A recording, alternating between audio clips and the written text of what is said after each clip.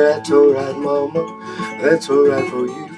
That's alright, mama. Well, any way you do it's alright. That's alright. That's alright now, mama. Any way you do. Hey, friends. You know, sometimes you're going to walk into a recording studio when you're about 20 years old, and there's going to be a bass player, a lead guitar player, and a guy who really knows his stuff behind the recording studio, and you're going to be able to make a big hit song and become big. But that was not the case for me. So I had to learn how to play That's Alright Mama, Rockabilly classic, by myself. So I had to play the bass by myself.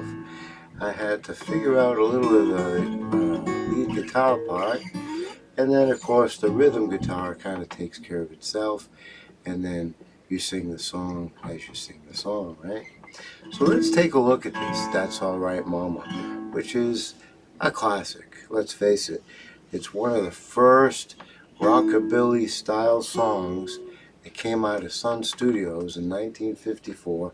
Elvis Presley, of course, with Scotty Moore on the guitar, making those iconic guitar licks, and of course Bill Black on the bass, and Sam Phillips behind the studio controls, basically charting the course for rockabilly history, right?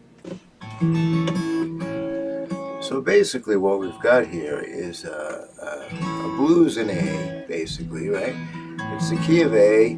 We've got the A chord, we've got the D7, which of course we could play also up here on the movement of the C7 that we've talked about in other videos, and the E7, right? Of course, this is a great song written by Arthur Crudup, an old Delta blues master who, of course, again, the story is the same, didn't get the credit for the greatness that he created, along with a bunch of other people who recorded this before 1954. But anyways, let's focus on the actual song itself. Now, when I first started playing this song, I used to do it in open chords, okay? So you basically got you can do an A7 here and just pull off to nothing, right? And then over here you're playing a little picking here, which is going back and forth between the bass and I'm basically just taking these two fingers and just kind of plucking that second and third string back and forth and just rotating with the bass, okay? And so you could do an A7 here, you could do a full A, a first string, to get the 6, you could bring the little finger in here to get the 7th of the A, right? But these are all things we've talked about before. A, A7, A7 with the full form, right? All open chords, right? So this little rockabilly shuffle type deal that is going here. And this works really well, right? Well, that's alright, mama. That's alright for you. That's alright, mama. That's alright. And then you could slide into that D7, right? And with the rotating bass, which again we've talked about in other videos, and which is really a fun thing to do that. Or you could just play the D7 down here. Right? It's your choice. So, and then you come to the E7.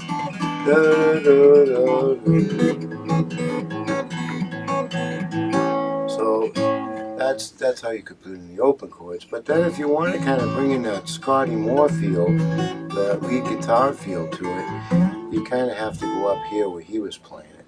So let's break this down in the A, right?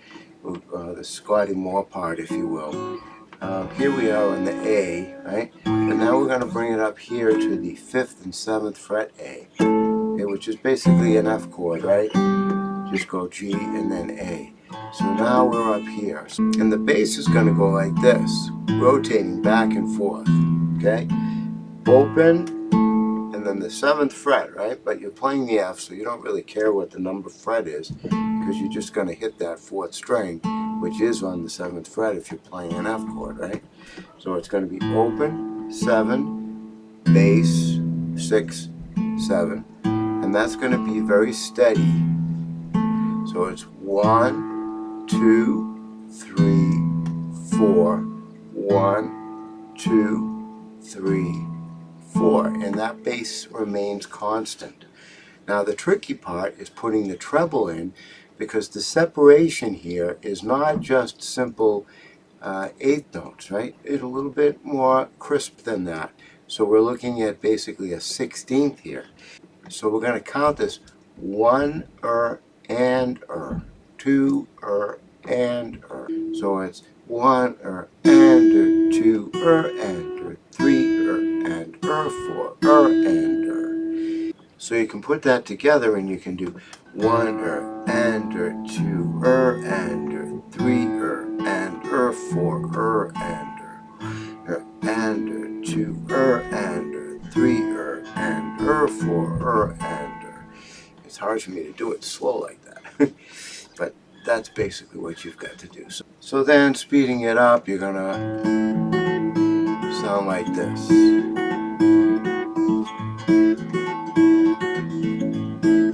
Okay, so that's the first phrase. And then what he does is he goes from a combination of the A, and then we're going up on another inversion of the A, which is up to the 9, 10, 11, 12 fret, and we're doing this A. Okay, so notice that it's A, C sharp, E, and then A, right? So we're going A, C sharp, E, and then when we invert that, we've got the C sharp, E, A. And then of course we're playing the bottom here, okay? So this is going to go the same kind of idea.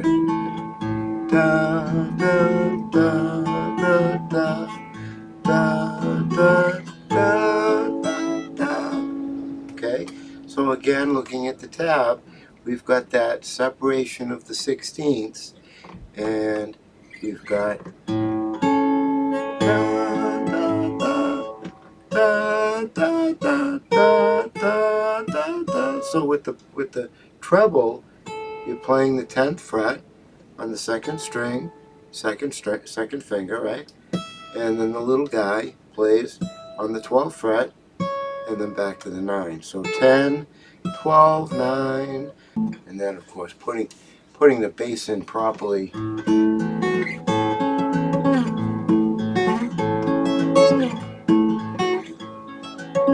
And you can hear how that sounds. Similar to the Scotty Moore on the record, right?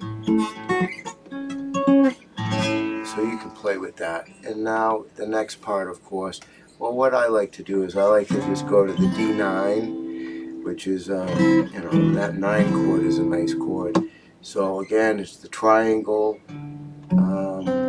at the 5, 4, and 3, and then the 3 just drops across the bottom 3 strings, right? So you're getting your root note, your 3rd, your 7th, and then you're getting your 9, and then you're getting the 5th at the bottom, right? And that gives you a nice 9 chord, a jazzy 9 chord. And if you roll into it, that kind of helps the feel of it. And then for the 5, the E, you could go back to the E7 open, or you could go up 2 more frets to the E. Okay, so we've got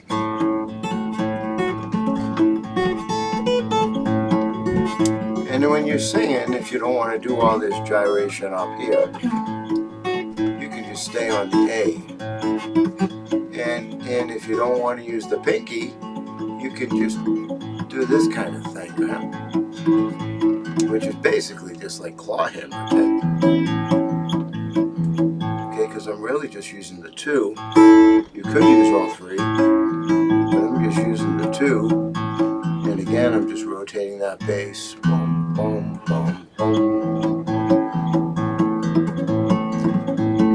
want, you can get that bass to rotate instead of just going like this. Like I said before, you can go down, which gives you a little bit more flavor in there too.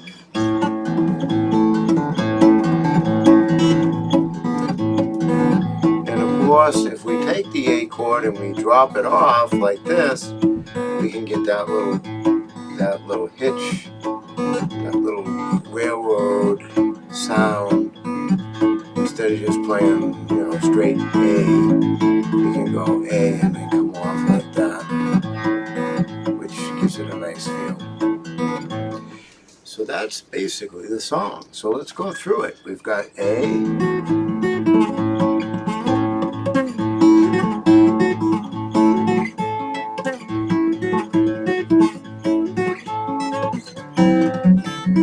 go to the D7, right? And then back to the A. And then we can go to the E7, E9. We can go E up a half step to the F if we want a little color, and then come down.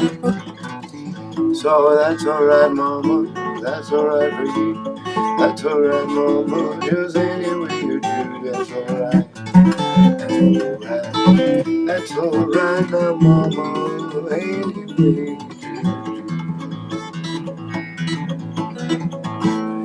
And maybe in the next one we'll talk about the solo.